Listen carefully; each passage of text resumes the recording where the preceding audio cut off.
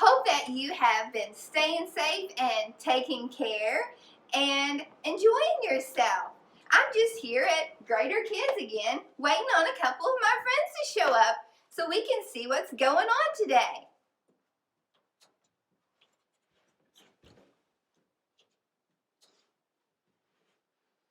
Blaze! Hey dudes! How's it going? Dudes, it's been pretty awesome! What have you been doing? Dudes, I totally went fishing! Awesome! Did you catch anything? Well, yeah, probably like a monster-sized fish, but I know I could have caught something bigger. Wow, like Yeah. maybe could have caught a shark or something? There's sharks at the lake, dude! Oh, Oh my goodness! I didn't realize you went fishing at the lake. Yeah, dudes, but so I caught a big fish, because I'm good like that, but there was this area, it said restricted, no access. Oh, goodness. I think that's where they keep like the really big fish. Yeah, because they could maybe swallow you up. If I could have went back there, dude, I would have totally caught a bigger fish. Like how big? Like Giant? school bus. Whoa, school bus size? I'm probably sure your fishing pole would have broke. What? Well, do you have a huge fishing pole? No. Yeah. I use a string, dude. A string? That's it? On a stick, maybe? What's the stick for? So that you can pull it back. How do you catch your fish just on a string? You throw the string with a hook in the water, and then you tie the string around your waist, and then you run. This sounds crazy. Isn't that how everybody fishes, dude? No, in fact, I have a story about a time a fish went fishing.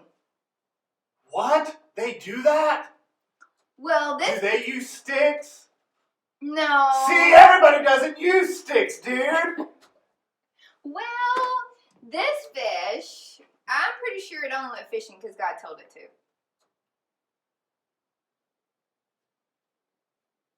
You want to hear? What, dude? You want to hear the story? Yeah. Okay, so in the book of Jonah, there's a man named Jonah. How convenient. I know, right? And it's about this guy named Jonah, and God told him to go to Nineveh because the people there were really wicked and they were sinners and they needed to be saved. So he needed to go preach to them and tell them how to be saved. Sounds like a good plan, right? Yeah, dude. Except for Jonah was like, I'm not going to that wicked city, and he took off running to a different city. Oh. Yeah, not a good idea to do the opposite of what God tells you to do, right? Yeah, dudes. Yeah, so he went and got on a ship, and this huge, horrible storm came, and they were having to throw things off the ship to make it lighter, and the storm wouldn't. Yeah, they were swaying like that. Yeah, it was pretty dangerous, and Jonah was down under the ship sleeping, and they went and got him, and they're like, how can you sleep through this? We're going to die. And they're like, surely someone on the ship has done something to make this happen. And you know what they figured out? What, dude? That it was Jonah. He was the one who done something. And you know what Jonah said? Just throw me off the ship. That dude was nuts! And they were like, we can't do that. We're just going to roll and roll and roll and roll as fast as we can and try to make it back to land to save ourselves. And guess what? They tried with all their might, but they weren't able to. So, they threw Jonah into the water.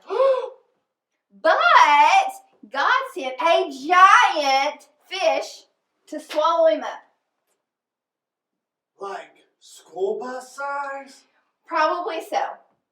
Dude. Some people even think it was probably a whale. Have you ever seen a whale? No. Oh. Well, they're huge. Big as a school bus. Well. So, Jonah spent 3 days and 3 nights in the belly of this big fish. And he was like, okay, God, you got my attention. I'm sorry.